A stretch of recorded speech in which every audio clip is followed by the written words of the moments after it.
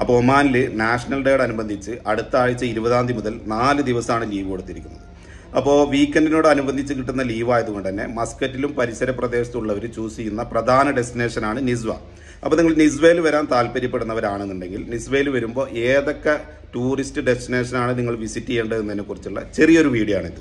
മസ്കറ്റിൽ നിന്നും ഏകദേശം 150 കിലോമീറ്റർ യാത്ര ചെയ്താലാണ് നിസ്വയിലെത്തുക. അപ്പോൾ ആദ്യം തന്നെ ഒരു 100 കിലോമീറ്റർ കഴിഞ്ഞ ഉടനെ നിങ്ങൾക്ക് തവി മഗ്ബ എന്ന് പറയുന്ന ഒരു സ്ഥലം ചൂസ് ചെയ്യും. ഇസ്കി റൗണ്ട് അബൌട്ട് എന്നൊരു 10 കിലോമീറ്ററോളം റൈറ്റ് സൈഡിലേക്ക് പോകണം. മെയിൻ ഹൈലൈറ്റ്സ് ഈ കുളം തന്നെയാണ്. പോകുന്ന വഴിക്ക് നല്ല വാദികളും അതുപോലെ ഹെറിറ്റേജ് പ്ലേസ് ഒക്കെ ഉണ്ട്. നല്ല ഫോട്ടോസ് വീഡിയോസ് ഒക്കെ എടുക്കാൻ പറ്റിയ ഇടം. അവിടുന്ന് ഇറങ്ങിക്കഴിഞ്ഞാൽ തൊട്ടടുത്തുള്ള സ്ഥലമാണ് ഫലജ് അസ്വാദിൽ ഇംതി. ഇതും ഒരു ഫലജാണ്. ഇസ്കി മലനിരകളിൽ നിന്നും ഒഴുകി വരുന്ന നല്ല തെളിഞ്ഞ വെള്ളം. കുട്ടികളും ഫാമിലിയൊക്കെ ആയിട്ട് പോവുകയാണെന്നുണ്ടെങ്കിൽ അത്യാവശ്യം ആർമാദിക്കാനുള്ള വകുപ്പ്. അതുപോലെ തന്നെ നിങ്ങൾക്ക് ഫോട്ടോസും വീഡിയോസും ഒക്കെ എടുക്കാനായിട്ട് ഇതിനോടനുബന്ധിച്ച് തൊട്ടടുത്ത് തന്നെ ഒരു കോട്ടയുണ്ട്. ഇവിടുന്ന് വീണ്ടും നിസ്വ റോട്ടിലേക്ക് ഇറങ്ങി ഒരു 20 കിലോമീറ്ററോളം യാത്ര ചെയ്താണ് ബിർക്കത്തുൽ മൗസ്. ഇവിടെ നിങ്ങളെ കാത്തിരിക്കുന്നത് പ്രകൃതി ഒരുക്കിയ സുന്ദര കാഴ്ചകളാണ്. ചെറിയൊരു ചാറ്റൽ മഴ കൂടെ ഉണ്ടെങ്കിൽ ബിർക്കത്തുൽ മൗസ് നിങ്ങളെ അല്പസമയത്തിനെങ്കിലും നാട്ടിലേക്ക് എത്തിക്കും എന്നുള്ളതിൽ യാതൊരു സംശയം. അടുത്തത് നിങ്ങൾ ചൂസ് ചെയ്യേണ്ടത് Jebel Akhdar or Jebel Shams. രണ്ടാണെങ്കിലും 4-വീൽ ഡ്രൈവ് നിർബന്ധം. നിങ്ങൾക്ക് ടെന്റ് അടിച്ച് താമസിക്കാനും ഫാമിലി ആയിട്ട് ഒത്തുകൂടാനും എല്ലാം സേഫ് ആൻഡ് സെക്യൂർ പ്ലേസ് ആണ്. ജബൽ ഷംസിൽ ഇപ്പോൾ ടെമ്പറേച്ചർ മൈനസിലേക്ക് കുതിക്കുന്ന സമയമാണ്. മോർണിംഗിലെല്ലാം നല്ല ബ്യൂട്ടിഫുൾ വൈബായിരിക്കും. ജബൽ അഖ്തറിൽ പനിനീർ വിളവെടുപ്പ് കഴിഞ്ഞെങ്കിലും വിളവെടുപ്പിന് ഒരുങ്ങി നിൽക്കുന്ന ഉറുമാമ്പഴം നിങ്ങൾക്ക് പുതിയൊരു അനുഭൂതിയായിരിക്കും എന്നുള്ളതിൽ യാതൊരു സംശയവുമില്ല. ഇതെല്ലാം കഴിഞ്ഞിട്ട് വേണം നിസ്വയിലെത്താൻ. ഇനി നിങ്ങൾക്ക് നേരെ നിസ്വ സൂക്കിലേക്ക് വെച്ച് പിടിക്കാം. നിസ്വ സൂക്ക് അഥവാ നിസ്വ ഫോർട്ട് എന്നാൽ ഒമാന്റെ തനതായ ശൈലിയിലുള്ള കച്ചവടങ്ങളും പുരാതന ശൈലിയിൽ നിന്നും ഒട്ടും മാറ്റം വരുത്താതെ അതേപടി നിലനിർത്തിയിരിക്കുന്ന കെട്ടിടങ്ങളും വിദേശികളടക്കം ദിനംപ്രതി ആയിരക്കണക്കിന് ആളുകൾ വിസിറ്റ് ചെയ്യുന്നതുമായ നിസ്വ സൂക്ക്. ഇവിടുത്തെ ഒമാനി ട്രഡീഷണൽ സ്റ്റൈൽ കച്ചവടം നിങ്ങൾക്ക് ആസ്വദിക്കാം, പർച്ചേസ് ചെയ്യും. ഇവിടുന്ന് ഇറങ്ങി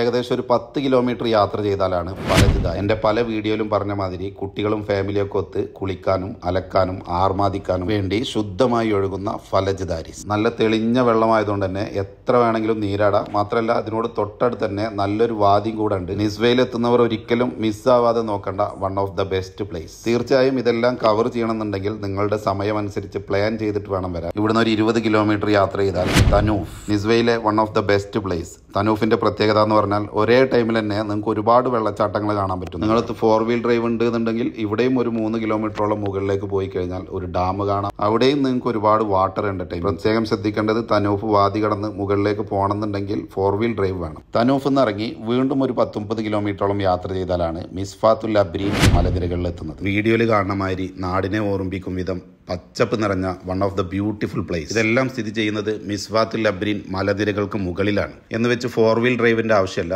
ചെറിയ വണ്ടികൾ ഉണ്ടെങ്കിൽ തന്നെ സുഖസുന്ദരമായിട്ട് പോയി വരാം. ഇവിടെയും ഒരുപാട് വിസിറ്റേഴ്സ് വരുന്ന സ്ഥലമാണ്. ഡിസംബറിനോട് അടുക്കുന്ന സമയമായതുകൊണ്ട് തന്നെ അത്യാവശ്യം നല്ല തണുപ്പും നിങ്ങൾക്ക് ആസ്വദിക്കാൻ കഴിയും. നിസ്വയിലെത്തുന്നവർ മസ്റ്റായിട്ടും വിസിറ്റ് ചെയ്യേണ്ട ഒരു പ്ലേസ്. ഈ കുന്നുകൾക്കും പാറകൾക്കും മുകളിലായിട്ട് അത്യാവശ്യം റെസ്റ്റോറൻറ്റ്സും കോഫി ഷോപ്പുകളും നിങ്ങൾക്ക് കാണാൻ കഴിയും. കുറച്ച് എക്സ്പെൻസീവ് ആണ്, നോക്കി കണ്ടും ചെലവഴിക്കും. ഇനി നേരെ വിടേണ്ടത് ജബൽ ഹാത്ത്. ജബൽ ഷംസിലേക്കും ജബൽ അഖ്തറിലേക്കും നിങ്ങൾക്ക് 4-വീൽ വേണം നിർബന്ധം ഉണ്ടെങ്കിൽ ഇവിടെ ഒരു 4-വീലിന്റെ ആവശ്യമില്ല. മാത്രമല്ല ഇപ്പോൾ മൈനസിലേക്ക് അടുത്തുകൊണ്ട് നിങ്ങൾ ഫാമിലി ആയിട്ടാണെങ്കിൽ കൂടി നല്ല സേഫ്റ്റിയാണ്. നിങ്ങൾക്ക് ടെന്റ് അടിച്ച് താമസിക്കാനും ബാർബക്യൂ പോലുള്ള മറ്റു കലാപരിപാടികളിൽ ഏർപ്പെടാനും എല്ലാത്തിനുള്ള സൗകര്യം. അത്യാവശ്യം മാറ്റും ബ്ലാങ്കറ്റ് ഒക്കെ എടുത്ത് പോയി കഴിഞ്ഞാൽ നിങ്ങൾക്ക് ഇതുപോലെ സൂര്യൻ ഉദിക്കുന്നവരെ കടന്നുറങ്ങാം. അപ്പൊ ഇതാണ് റൂട്ട് മാപ്പ്. ഞാൻ പറഞ്ഞ സ്ഥലങ്ങളെല്ലാം ഗൂഗിളിൽ അടിച്ചാൽ നിങ്ങളെ കൃത്യമായ സ്ഥലത്തെത്തി. നിങ്ങളുടെ സമയത്തിനനുസരിച്ച് വ്യക്തമായ സ്ഥലം ചൂസ് ചെയ്ത് കൃത്യമായ പ്ലാനിങ്ങിലൂടെ പോയി കഴിഞ്ഞാൽ നിങ്ങൾക്ക് ഓൾമോസ്റ്റ് എല്ലാ സ്ഥലവും കവർ ചെയ്യാം. അപ്പോൾ പറഞ്ഞ മാതിരി എൻജോയ് യുവർ നിസ്വ ട്രിപ്പ്.